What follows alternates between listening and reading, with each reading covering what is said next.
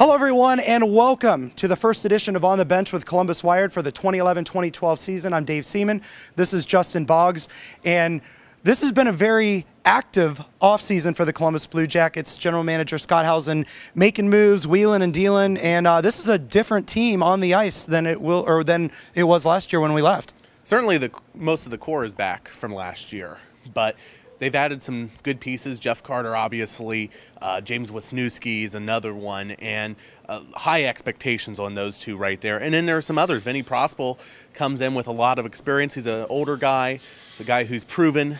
And he's obviously he's expected to step up for this squad. You know, and then also we should mention Ratnick.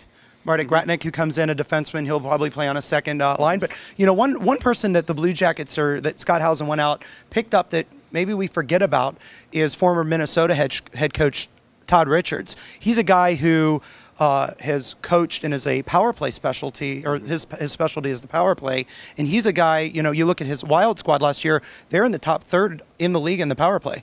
Yeah, and Coach Arneal mentioned that quite a bit during his media day press conference that, yeah, absolutely, that as far as the power play, yeah, it's important to have guys like Carter. It's important to have a guy like Wisniewski.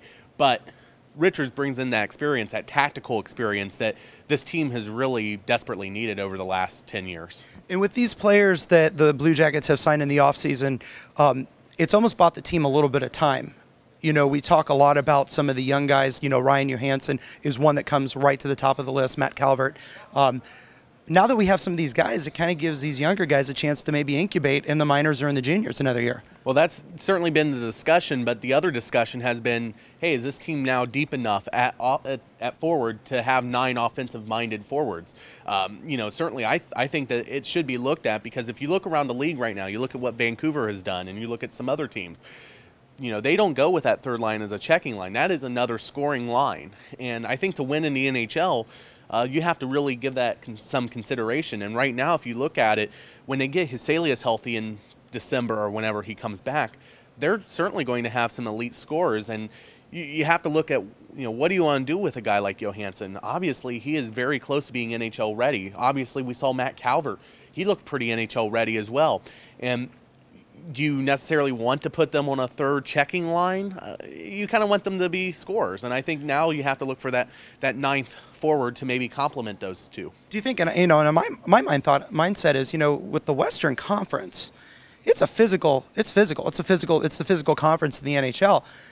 Does a third scoring line work in the Western Conference where it would work better against an Eastern Conference team, or I mean, you just kind of go with it? Well, I think you want your 9 best players, period, right, as on your team.